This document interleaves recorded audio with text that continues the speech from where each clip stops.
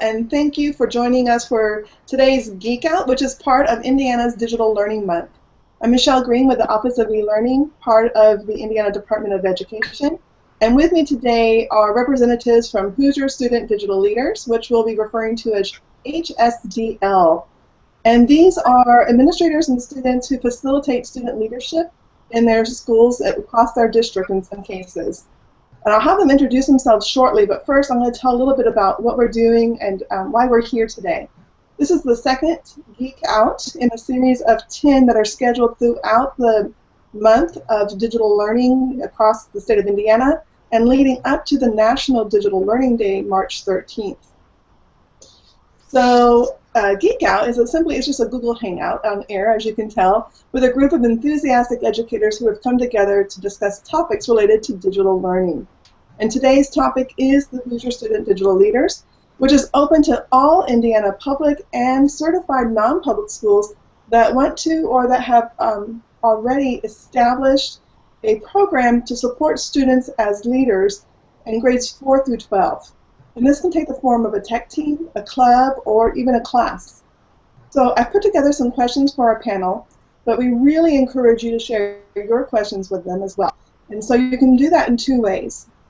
The first is you can use the blue Q&A button on your screen to pose a question, which I'll see in the Hangout. The other is to go ahead and tweet to us using the hashtag #INELearn. So with that, welcome everyone. Glad to have you here. Let's start out with introductions. Mr. Casper, why don't you go ahead and start us off? Sure. My name is Tim Casper. I'm the Director of E-Learning at Danville Community Schools. I have with me Brad Gordon and Bryce Modulin.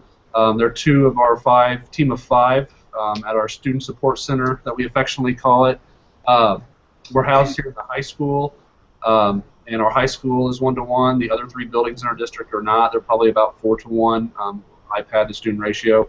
Yeah, this is what we have set up here is just kind of it's not. A couple of the kids are taking it through a class, through an internship, through our business department. But yeah, about the 5 kids we have on duty, we try to cover as many of the periods of the day as possible. Super, and we're going to come back to you so we can learn more about the different activities that you guys are involved with and how you got started. Mrs. Sellers, welcome. Hey, I'm Mrs. Sellers, Maria Sellers. I'm the e-learning specialist for South Vermilion Community Schools, and I have one of my, I think, 13 ICATs. We have them in grades 6 through 12. And this is Kylie. She's my head ICAT. She interviewed for the position this year and received it. So we just function more as a student help desk, but then they also do certifications and representing other companies as well. So it's still a growing it's growing, but we love it so far. So. Well, and later on, I happen to know that you guys had a rather intense application and interview process, and so it would be nice to hear a little bit about that experience from both of you. Thank you so much. And Ms. Hicks, welcome to you and your team today. Well, thanks, Michelle. My name is Brandy Hicks, and I'm the Tech Integration Specialist at Milan Community Schools. With me today, I have 2 of my Tech Tribe members. I have Evan Smith and Haley Myers.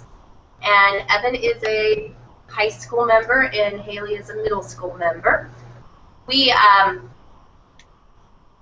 just went 1-to-1 this year. We function more of a help desk, but we also encompass other areas. We didn't start out to encompass other areas, but it has began where we're doing the screencasting, we're doing classroom assistance, and doing lessons and such. That it's pretty exciting, all the things that are going on. Absolutely. And so I'm going to go ahead and launch the next question with you guys, as a matter, since you're here on the screen. You have really just, like you said, started a 1-to-1, started this group. Things are evolving constantly. What caused you to decide to start the Tech Tribe this first year, and how have you gotten the structure in place? Okay, that's a great question. We've been 3 years in the planning process of going towards the 1-to-1. Last year, we were really engulfed in it, and we decided that we were going to create a student tech center, a group that worked as a help desk function. And with that, that's basically how it started. we picked 14 high school students, and we worked with them over the summer. We visited other schools to get training on basically how to take apart Chromebooks and rebuild them, and that was exciting for them. That was probably their favorite part of the summer when we went. We also visited the student-led conference in Madison, which they loved, and we're excited to be going to the one this year also in Noblesville. As we came about this summer, we started training on Google tools because we are a Chromebook school and a Google school. And screencasting, that was a big emphasis for us also. The students assisted with the rollout. They assisted in I mean, truly, without them, I don't think it could have went as well. They were an integral part of it as we processed. And then as the school year started, we actually created like a think tank approach and created a protocols manual for any issues, troubleshooting issues they had. We had one student come down and their device was completely in German. And I didn't know how to fix it. Our technician did, but one of our students did because they spoke German, read through it, and fixed it. It's just been a really great process and moving towards that. That was the start. Now, it is a high school accredited class, and the middle school, it's a pass-fail class right now. We've created a curriculum map of a 4-year trajectory for the high school students, so they'll be able to take different classes and components as we go along. It started as a help desk, but it's grown into so much more. You guys want to add anything?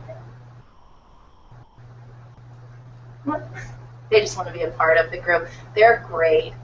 Haley was actually training, and we have an application process, and she was training a applicant to see. We actually let them come down and try out the process with them before they can be actually approved to come in. And she was training one of our applicants yesterday and going through different components of our help desk with them. So it's been really great. So almost like an intern or apprenticeship process before you even really make a decision. Interesting. Absolutely. We want to see them how they function in our area before they can become a part. Great, and you know, I'm really glad you mentioned a lot of the kind of the how-to pieces, because I need to tell people that if you are in the audience, we are taking your questions, and we definitely encourage you to share those either through Twitter on the hashtag that you can see on my lower third or in the Q&A box. But one of the things that's important to know that as a HSDL advisor, you have access to a Google Plus community where we are working on getting to know who is who and what's happening across the state, but also sharing things like the curriculum that Mrs. Hicks mentioned. So I'm going to shoot back over to the Danville group and have you guys tell us a little bit about, because you're one of our long-standing teams, tell us a little bit about what you've been doing all these years and maybe how things have evolved for you. Yeah, it's, I think I wasn't here when it first started. I believe this is the 4th year of one-to-one iPads for Danville. I'm in my 2nd year at Danville, and I think originally it started out sort of in the business department, and a group of business students were supposed to like be in charge of the student support center and help desk, be open at different times, but things kind of changed, and they ended up bringing one member of the tech department over here, I think out of necessity, to provide that tech support and help manage the devices. So it kind of evolved out of that. Currently, our model is sort of like maybe a club. Kids obviously have to have a hole in their schedule to man the student support center. 2 of our students currently are doing internships, and where they get internship like through the career classes through our business department, and that's this kind of an as-needed basis. If a kid has an opportunity to do that, we certainly provide that for them. But yeah, it's kind of changed a little bit over the last couple of years. What we really like to do is do something like Milan has, where this is like a core curriculum. This is definitely a course that high school kids can take, because yeah, there's a lot into it. I think the main thing is that we try to emphasize is customer service. Students and teachers both come in with issues, problems, whether with the device itself or with the software or whatever it is. And I think the kids definitely get a lot out of that, and definitely pick up a lot of skills through what we have set up. But yeah, it's just sort of like right now. It's like if you have a hole in your schedule, we'd love to have you We do a pretty intense process for the screening for who would like to come in. They have an application process. This year we started doing interviews. Me and my coworker, Mrs. Reeves, who mans the Student Support Center mostly. But besides customer service and maintenance on the iPads, we have weekly meetings. We're always seeing what else can we work on, what projects. We're always from the teacher and tech end, we're always picking the brains of these guys, saying, like what's going on out there? What are the kids dealing with? Is there a new hack that someone stumbled upon? So we can stay on top of that stuff. But yeah, that's pretty much what we're about, what we try to have here for our kids. I love what you said about they're basically your eyes and ears in the field. I know when I was a student tech coach at the high school where we had just rolled out the 1-1, I depended on my team to be able to tell me what was happening, what the teacher frustrations were, because sometimes they didn't come and tell me themselves, and the kids experienced it right there firsthand. So they were really great, insightful. Not that they were necessarily, coming in and telling me everything that was going on that was wrong in terms of wrong use, but they were coming to me and saying, how can we send the message that we need to use our power for good? And that was a really cool aspect of their work. I thought that they were truly turning things around for their school as a culture, as a whole. So that's kind of cool. Absolutely. I think one thing we really try to emphasize who the kids on our team are and what hours they work, of course. But once they're identified, they can speak to this. Kids come up to them, all day long. Hey, what's going on? I need help with this. So, I think that kind of marks their leadership and building leadership with these kids, so that they are go-to people in the building for things tech-related. And how can we make things work better for you? The idea of the customer service and being approachable really plays into why we're doing a showcase in April. So April 25th, HSDL will be doing our first statewide conference and showcase. It was inspired by last year's Madison Consolidated event, which was part of a grant that they had participated in. But this event will be also doing like the showcase piece. So it'll open up with everybody being invited to come in and share their work firsthand, learn from each other, and then in the afternoon, after a really exciting keynote, we'll do some workshop sessions so people can also teach each other. A little tongue-tied there, but teach each other some of the tricks that they've learned and different expertise that they've developed. So I'm looking forward to that. I know you guys are planning to send a team down, and I think it'll be a great experience. I'm going to pop back over to South Vermilion and let them tell us a little bit about what they do and how they got their process started. Awesome. So 3 years ago, we began the one-to-one initiative process, and I was actually in a classroom as a teacher, and our tech director just had this vision. There are only 2 tech people right now up until the time that they hired me. We need help. And so we pulled in about 13 students and trained them on basic iPad use, and they were the frontline help desk for anything that went wrong. I know when they started it was fast and furious, but it's gotten better over time.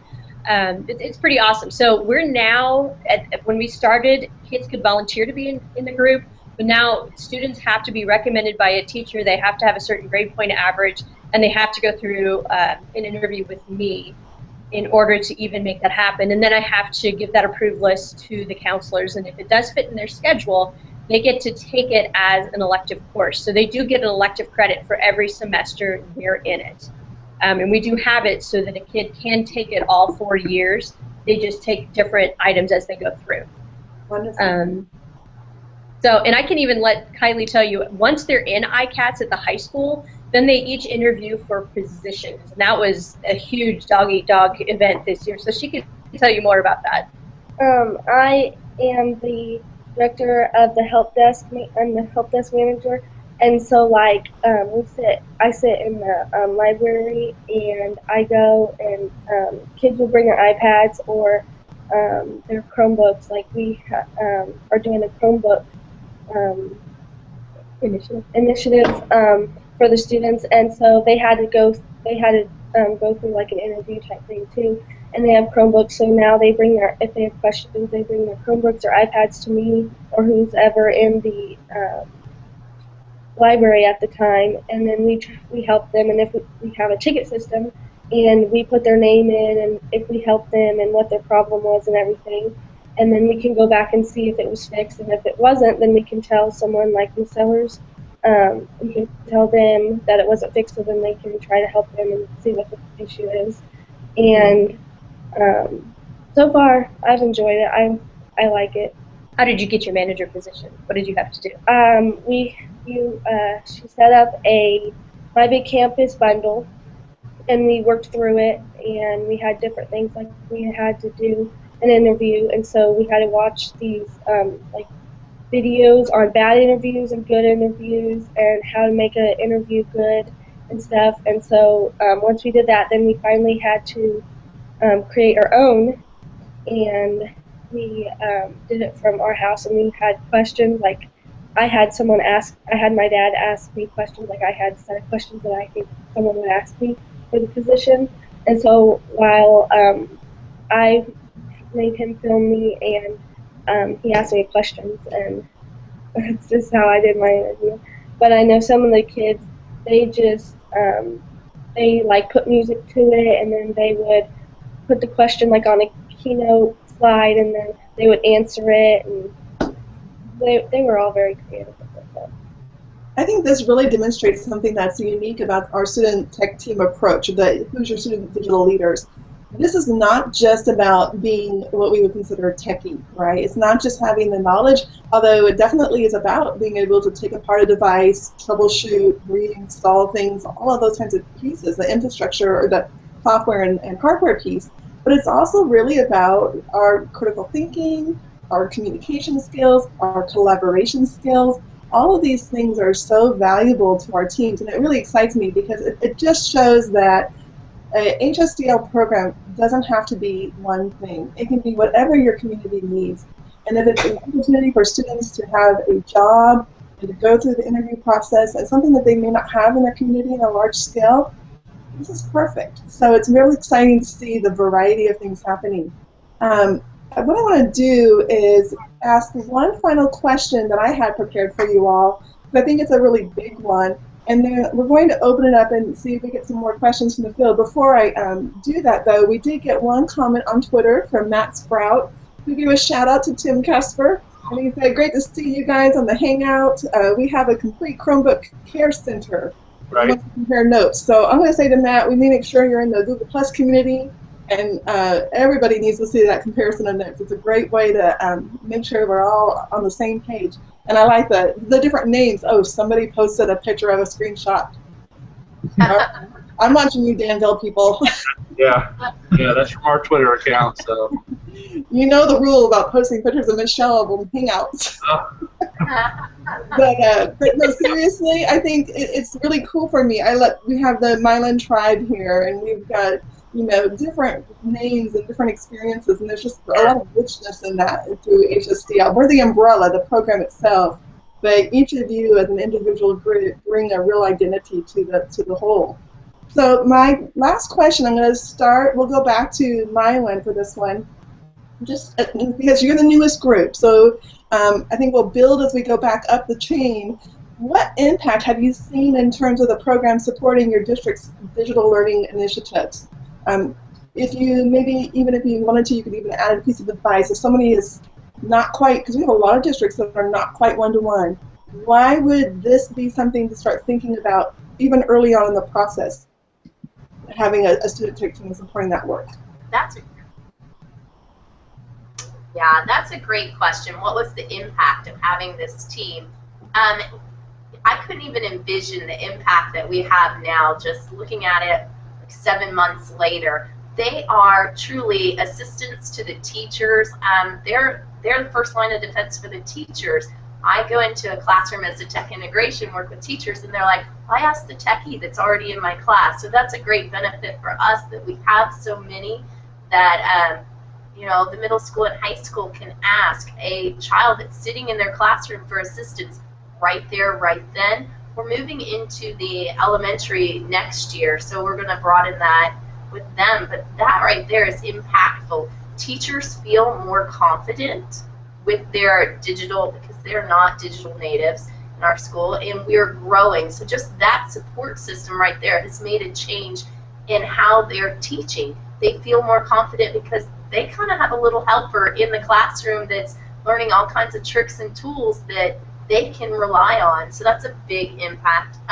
Another is just the students being more, they feel more empowered. We've had students that didn't have their niche here at school, and they might have they found it. We have students that had struggled, and now they're much more confident. They're walking into classrooms with confidence that they didn't have before. One of my students I love, and he didn't have his niche last year, but he feels like he has a supportive group of friends now and goes into the classrooms. You can tell on a daily basis. They've improved their grades. We do have an application process, and with that, we're a smaller school system, but just in the high school for next year, and we're only looking at 9th through 11th graders. We had over 40 kids apply for our Tech Tribe, so I was really excited about that because it's new.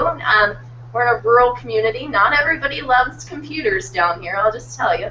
So that right there was impactful too, but I had a little girl come in last week, and she said, I don't know anything about computers, but I know who to ask.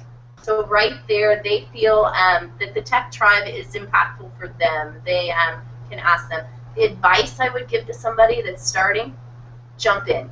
Just jump in the water and start swimming. You can do it. I am seeing, because I'm looking at it from a different model, I'm looking at our SAMR model, and I can see where we have went from, we're just moving up the model just because of the way they're being a part of it. So, I want to bring a tear to my eye to see how much we're growing and changing. When I meet with them, I ask them, how do you like your classes? How are they going? And I say, now how do we become agents of change with that? So we've definitely had the opportunity, but for advice, just start.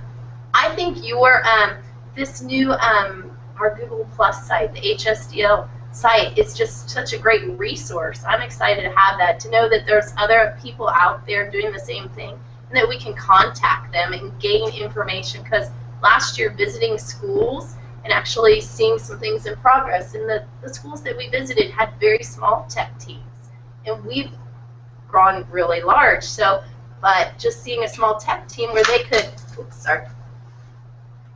could assist us so that we gained some knowledge, because we started really in the dark. So just visit people. Go out, visit. Don't be afraid advice. That's great. Yeah.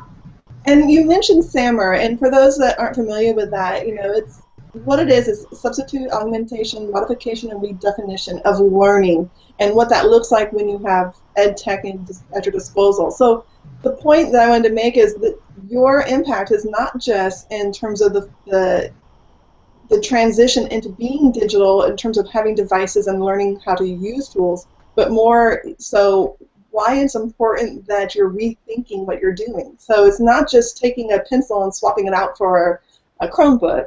It's much deeper than that. It's really re-looking at or reevaluating your work and seeing how you could do things completely differently. So that's a great point. Thank you so much. Mrs. Sellers, let's go ahead and hear from you guys. What kind of impact have you seen up in South Vermilion? I think the most important part is these students are seen as the techie people to go to. Teachers don't so much email me anymore. They'll actually go to these students first. So a lot like they said, these kids are my first line of defense. And I found, and Kylie can explain that, kids are really comfortable coming to the ICATs now. Before they were shy, and now they almost beg and plead to get out of class to get their situation solved. The other thing, we gave these students Chromebooks probably about 4 months before we introduced it to the rest of the school. And because of the ICATs, I think we had over 70 applications for 40 Chromebooks that were going to be distributed. It was really intense. It was really cool. If we look at the group that I have, they're really diverse. We have athletes. We have people who are in the music program. We have techies. We have Kylie, who is big into equine. It's just awesome. Kids who didn't feel comfortable maybe in a larger group are just absolutely loving ICATs. So it's a great place. Excellent. And I love the fact that you point out it's diversity, right? It's not necessarily a stereotypical cliche kind of group. This can be made up of a lot of different types of students. That was definitely true in my high school team, and I saw that when I did student tech across the district with middle schoolers.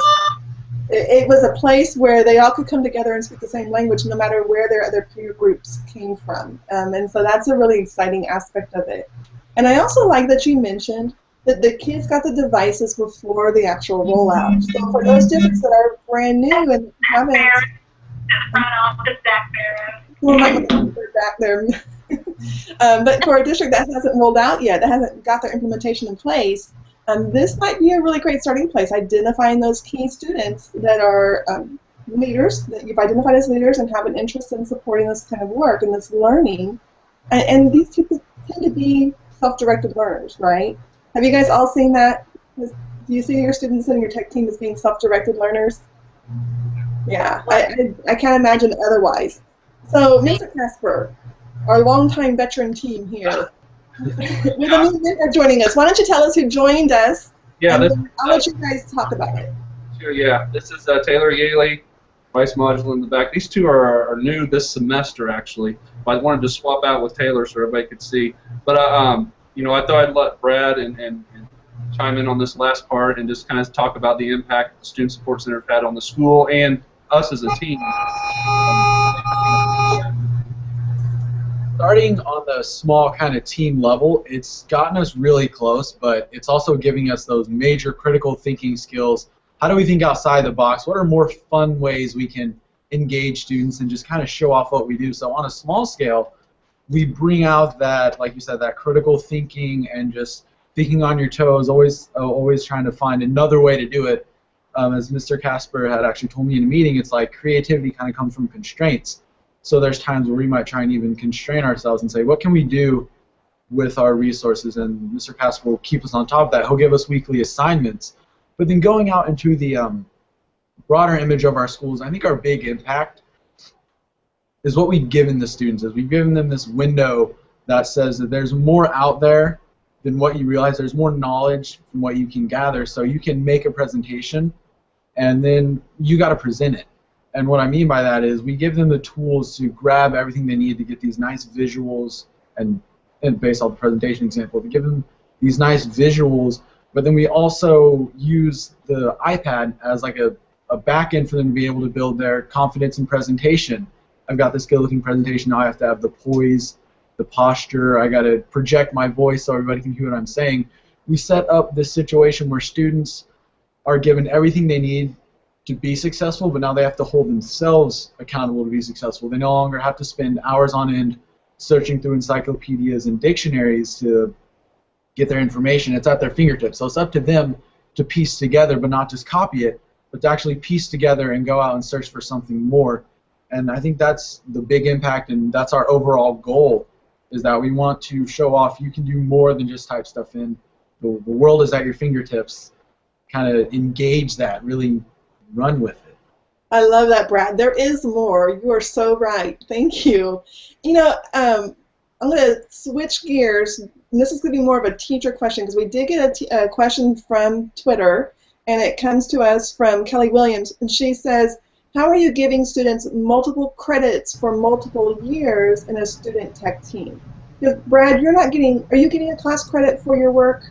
I am. I'm getting a business credit. Our specific class is called Professional Career Internship. I actually don't need it, but it counts as a business credit if a student did need it. Our situation requires that we get a certain amount of hours. So I actually have this class twice in a row, but it only counts as 1 credit. I believe my minimum is 50 hours a semester to actually get the credit. And with our block schedule, that works out that I have it 2 hours in a row. Okay, and so for the other guys, are you taking this as an elective, kind of like in the old days we used to have teacher aides or media special aid, librarian aides? Is that similar to what you're doing with your schedule, your calendar? Well, for me, I'm just taking this as like it's learning experience for me. It's technically a free period in my schedule because I'm not taking it for credit at all. But it's still, I'm learning a lot from this class, and I've only been here for roughly 2 months. But what I've learned so far is a lot. I have experience in customer service. I've had a job in it since I was a sophomore, and this just kind of refines it and helps me work with the different media And I really love all the people that I work with. They've taught me a lot, and I love this group. You know, we build off of each other, we build each other up, we give us the opportunity to be leaders, and show each other new things along the way. I'm really impressed if you're taking the class for no credit and you actually have a free period that you are choosing to come in and do this kind of work. That says a lot about what's going on in your building. Yeah. So I'm going to shoot back over to Mrs. Hicks, though, because her class is for credit, and I think maybe she can give some insight for Mrs. Williams about how you managed to do that. Absolutely. We are actually doing it with credit. In all honesty, it was established by what my license would allow me to teach in a high school. So we looked at how that would go in and created our 4-year scope.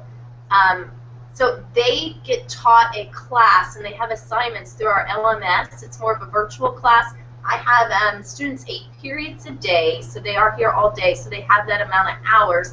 We meet during our GP time once to twice a week right now, and next year our first course that they're going to be taking, sorry about that, is digital citizenship.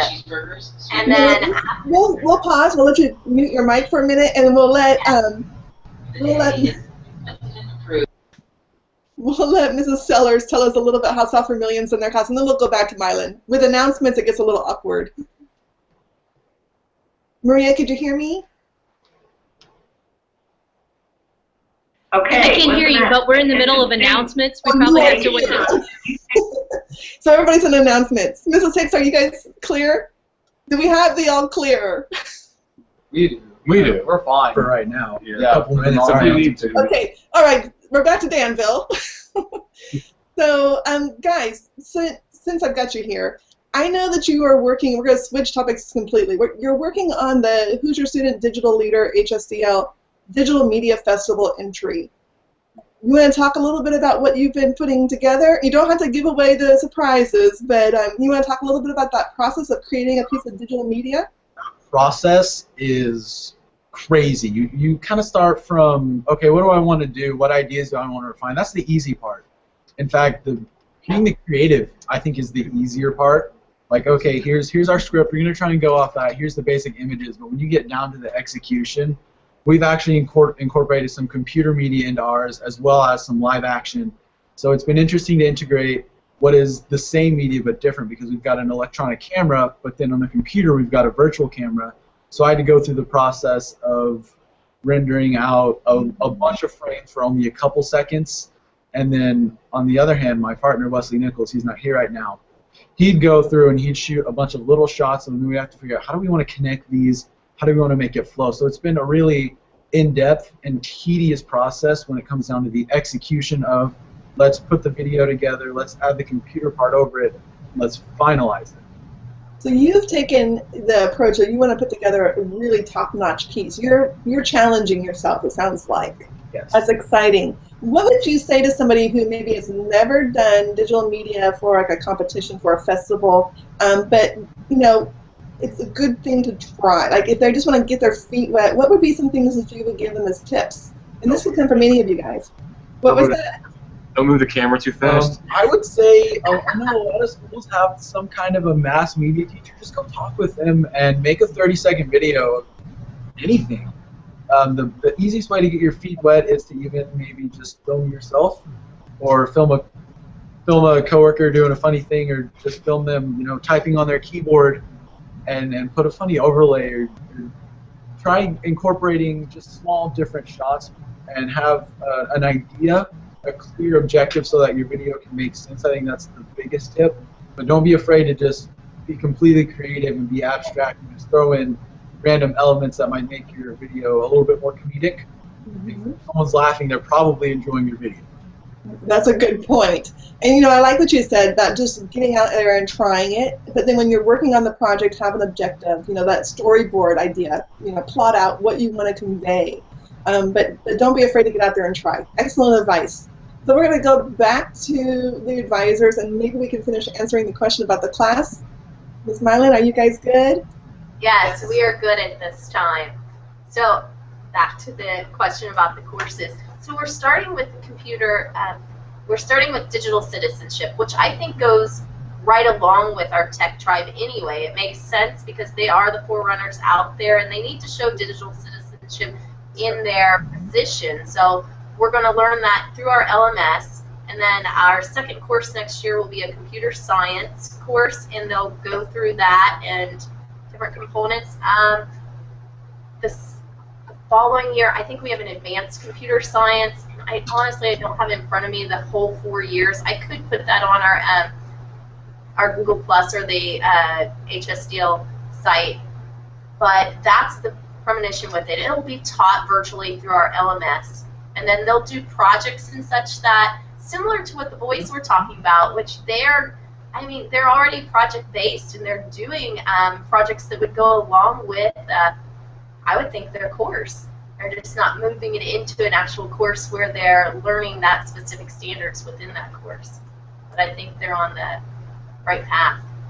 Yes, and I think you mentioned something interesting, is that freshman elective, or I don't know that it would be considered an elective, I have to go back and look at the courses, but they changed the title. It used to be Web Tools, and now it's called Digital Citizenship. And, Yes. and you could create a curriculum that was really tailored to the idea of a student tech team or a club, rather than just the standard what people might just walk kids through how to use a bunch of tools and give some digital citizenship lessons. I won't say too much about that course per se, but it's a great way to rethink that course, and there's an exciting potential there. And that's the process, with our teachers and such, that we're looking at them doing some digital curriculum, creating their own, so this is the perfect model for them to see it working in place. Absolutely, thank you. Do either of you from Danville or South Vermillion want to add on to that about the courses and how you've structured credits? Because that was really the question that came. Okay, and we can go back to, as far as the students earning credits, it seems that every year we change the title of the course in order to make sure that the kids can actually get the credit. But I believe right now the counselors are reworking, giving each year a different title so that we can give them that continuous credit. The big thing that we've added this year, for any ICAT that is enrolled, they're becoming Apple Tech Certified or Apple Software Certified, and I believe in the future that will be what a third-year ICAT does, and then we're working on something for the fourth year. So far we've just tried different things, and I think after this year we'll have a set curriculum, a lot like Brandy does at this point. So a little bit of that, we're flying in the airplane, we're up in the air, and we're building as we go along. You guys familiar with that video? Absolutely. Yes. A great example would be from Madison Consolidated Schools. Last year they were the ones that hosted the conference, and they were in their first year of their digital leaders class, which is actually a blended model. They primarily meet virtually before school hours in what's like an A period, if you would. And they went through the process of saying, we've done this first year, it's successful, we want to continue and have our students repeat.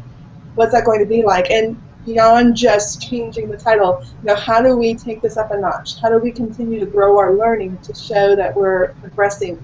And so that's an exciting conversation. I think that's going to continue, just like Brandy said, in our community, so definitely encourage people to get in there. What we'll need to do is, I think we'll just need to start a tab and say, how we're setting up the courses and start just gutting it up. And I think this is a perfect example of what that community of practice. It's not just the advisors, it's our students too. Here we are today, a blended group, and it's just a perfect example.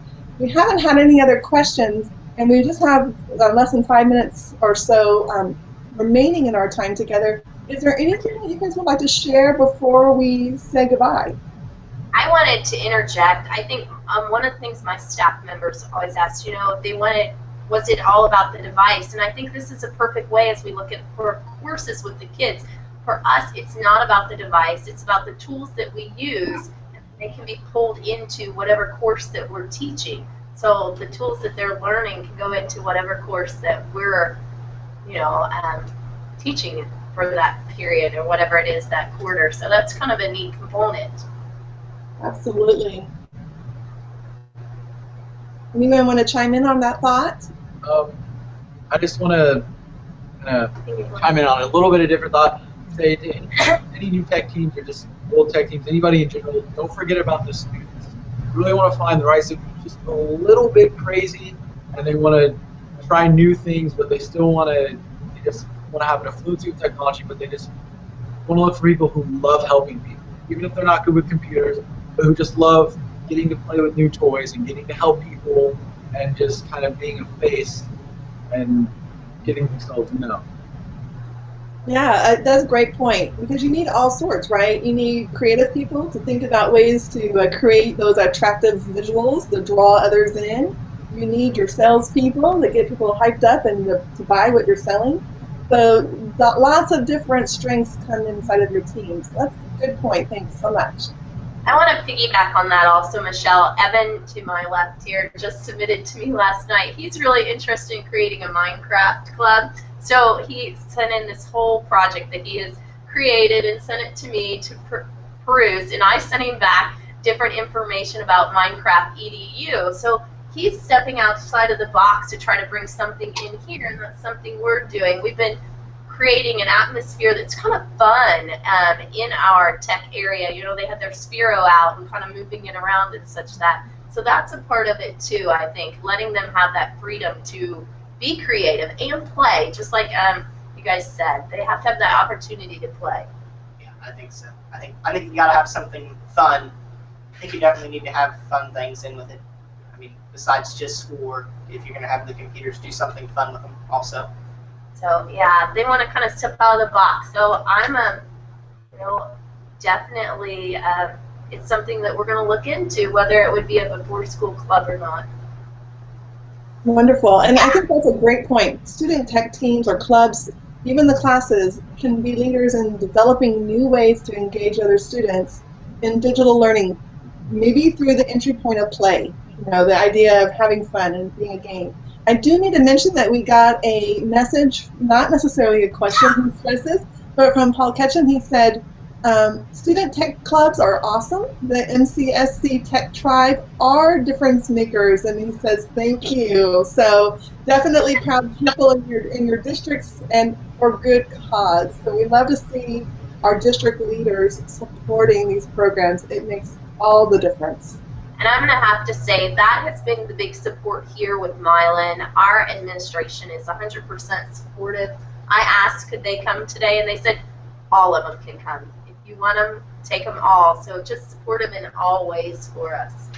Well, with that, I'm going to say we will take them all, because all three groups are invited back on Digital Learning Day. We will be here at the same time and hearing more from the students. As adults, really aren't going to say very much, because it's really going to be focused on what the digital leaders themselves have to share about digital learning, and I'm really looking forward to that. So mark your calendars. March 13th is Digital Learning Day for the nation, and what we'll be doing then is going through a whole series. Actually, we'll have all 5 topics back to visit again, but again, like I said, with the student voice being the prevailing sound.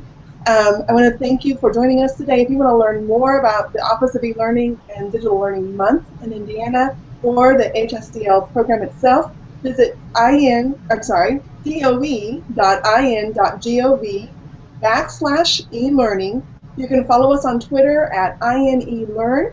Our HSDL hashtag is hashtag HSDLEad, so HSD lead. And so, and then also, of course, Google Plus is a great place to find us for INE Learning, and you will have seen us already in that event. So thank you all for being here. Phenomenal job. Give yourselves a hand. I appreciate you guys being here. If we were around a table, I'd shake all of your hands and tell you congratulations. I know that they'd be firm handshakes back because you guys are all professionals. Thank you so much.